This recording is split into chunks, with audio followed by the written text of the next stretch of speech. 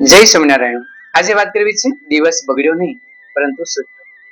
મહિપતસિંહ ઝાલા લોકભારતીના વિદ્યાર્થી, એમની કલમે લખેલો આ પ્રસંગ। એ લોકભારતીની અંદર દાખલ થયા અને કહે છે કે એ વખતે કોઈ પ્રવેશ પરીક્ષા હતી નથી।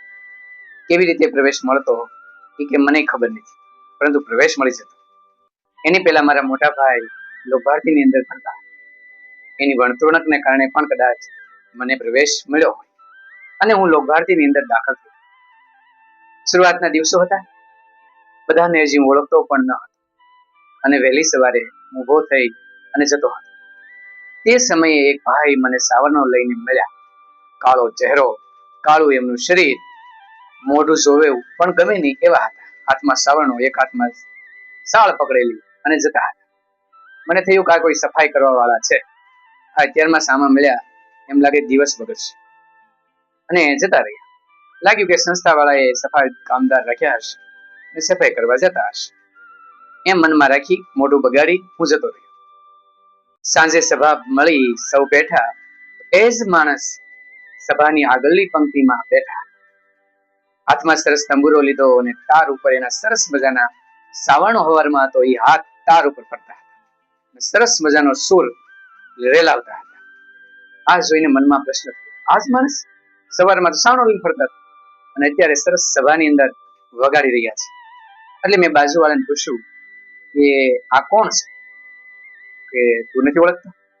આ તો આપણા મૂળશંકર ભાઈ છે અને એ આ મહાવિદ્યાલયના આચાર્ય છે।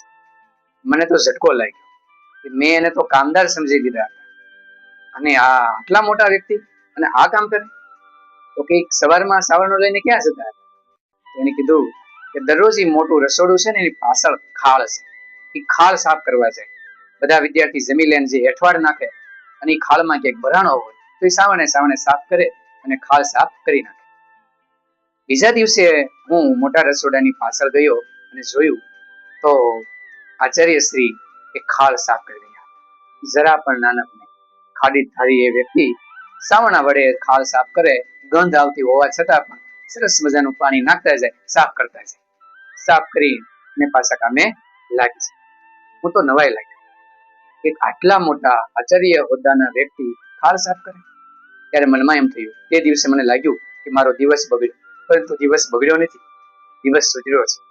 હું વિદ્યાર્થી હોવા છતાં પણ મને શરમ લાગે કે ખાળ કેમ ધોઈ, સાવરણેથી વાળવું કેમ અને આ આવું કામ કરે। ખરેખર મન સુધરી ગયું અને એ આચાર્ય ખાલનું તત્વ હતા, પરંતુ અનેક વિદ્યાર્થીઓના મનના એ મળ એ ધોઈ નાખતા હતા। સફાઈ કરવી એ નાની વાત નથી, કે હલકી વાત નથી, બહુ મોટી વાત છે। સફાઈ કરનાર વ્યક્તિ નાનો નથી, પણ બીજાના જીવનમાં, બીજાના દ્રષ્ટિમાં એ ખૂબ મોટો બને છે। એટલા માટે એનું લોકભારતી અને સંસ્થાનું જીવન વિદ્યાર્થીને ઘડનાર હતું। આજે નાનકડી એવી સફાઈ પણ વિદ્યાર્થી કરતો હોય તો એ તને શું થાય? અને વિડીયો ઉતારીને દૂર દૂર સુધી પહોંચે અને આવું કર્યું, પેલું કર્યું, અને વિદ્યાર્થીના પાયાના અભ્યાસના જે મુદ્દા, મૂલ્ય એ ભૂલાઈ જાય અને વાલી સૌ એની અંદર ચડી જાય।